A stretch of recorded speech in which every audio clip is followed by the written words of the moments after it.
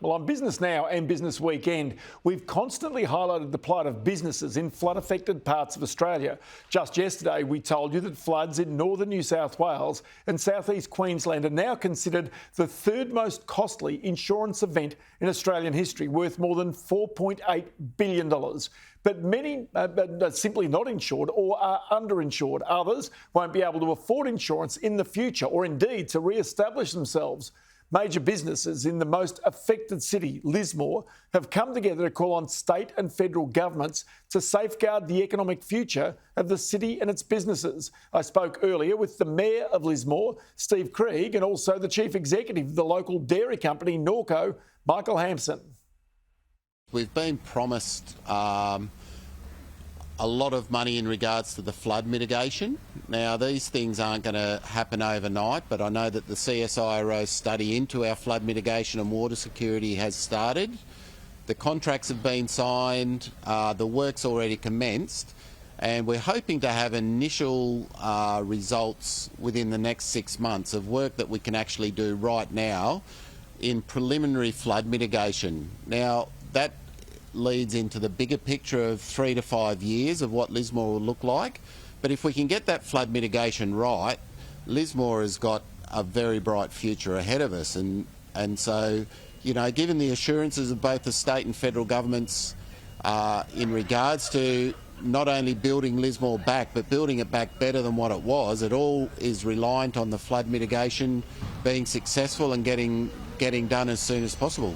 Now, Michael, can I start with you? In your point of view with Norco, and a lot of people know Norco ice cream and dairy products, you're saying you require the government assistance to ensure that the jobs and competitiveness of your business are kept intact into the future.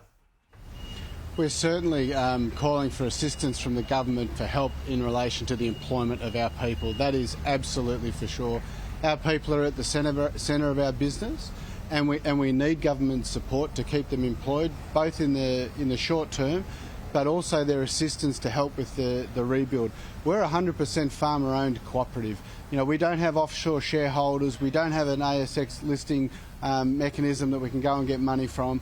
We've got dairy farmers, and over the last 6 months, 75% of our dairy farmers have had the worst on-farm conditions that they've had, and 35% of them have had crippling impacts from floods and other incessant periods of wet weather. So we don't have access to the capital required in order to get this facility back up and running, and we're calling on the state government and the federal government, doesn't matter which government, to help us get that money so that we can continue to support the Lismore community, which we have done for the last 127 years.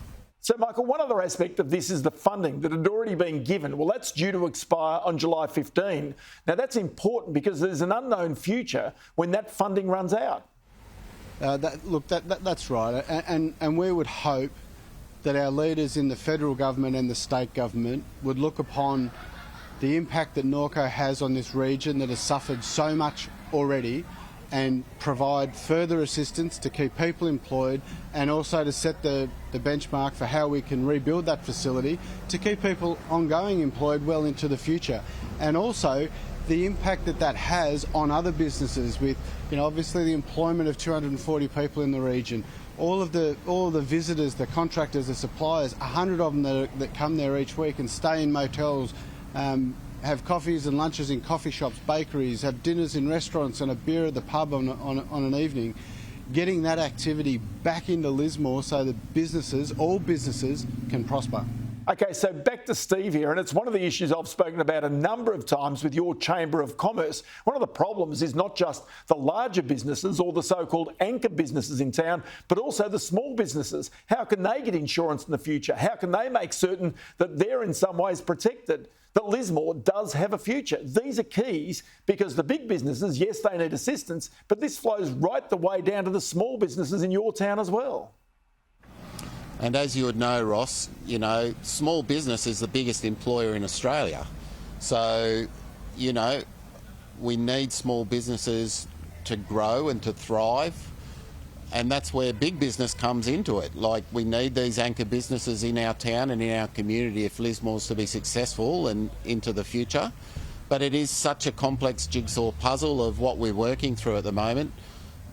companies like Norco don't want to reinvest into Lismore if we can't get insurance for them and if we can't mitigate the floods. You know, people like myself, a small business owner, worries every time that we get a rainfall forecast, you know, because you think, not again. So it's such a complex picture, but in the whole scheme of things, propping up anchor businesses like Norco and Summerland Credit Union and Mountain Blue Blueberry Farms and different things like that, our big anchor businesses, is a very, very small price to pay. As you say, it's already the third largest natural disaster in Australian history according to insurance statistics. I would suspect that in 12 months' time, the Lismore and Northern Rivers flooding event will be the biggest natural disaster financially in Australia's history. So propping up these anchor businesses and giving them that small bit of support isn't a big ask in the whole scheme of things of what we're facing in the rebuild in the next 3 to 5 years. And this issue of mitigation is absolutely key if the community is to survive, because that gives the banks the confidence to lend to homeowners and to businesses and then to insurance. But of course, what you need is a plan for the mitigation against the future flooding in order for the town to be rebuilt, Steve. I think that's one of the keys right now, along with the support to make sure that businesses don't disappear in the medium term. It's 100% the key, Ross. If we can't get effective flood mitigation in our city, then we can't attract investment because our town basically becomes uninsurable. But we have the assurance from the CSIRO and also the state and federal government that they're going to do everything they can to mitigate our river system. The talk is that they can reduce flood heights by up to 4 metres, which will go a long way to protecting our CBD, our residents and our big businesses like Norco. And Michael, just a final one for you in regards to Norco. We were just hearing about the incentive to invest, the incentive to expand. Is there a real question mark over that ability to expand if there's no government assistance to rebuild your business? Absolutely. I mean, we're funded by, we're 100% farmer-owned cooperative. We're funded by dairy farmers. And dairy farmers have been struggling, and we've got 200 of those, and they haven't got $500,000 to invest in their cooperative at the moment because, you know, they've been struggling with, you know, some of the worst on-farm conditions that we've ever seen. So we desperately need this government funding in order to do the rebuild so that we can keep the people employed and to keep that economic activity in Lismore. Because if we don't, someone else will do it and they'll do it in some other part of the country and that will be lost to Lismore forever. Michael Hampson, Steve Krieg, many thanks for your time today. I really do hope you get the assistance you're desiring right now. Thanks Ross. Now, just following on from that interview, the New South Wales government today responded by saying the New South Wales government has committed to topping up the fund by contributing $15 million to support large businesses in the Northern Rivers. And the Federal Emergency Management Minister, Murray Watt, says, I have fast-tracked the grants process and asked my department to work closely with Norco and with other local firms. The Albanese government will stand with the Northern Rivers region on the long road to recovery. I can tell you, we will continue watching that one.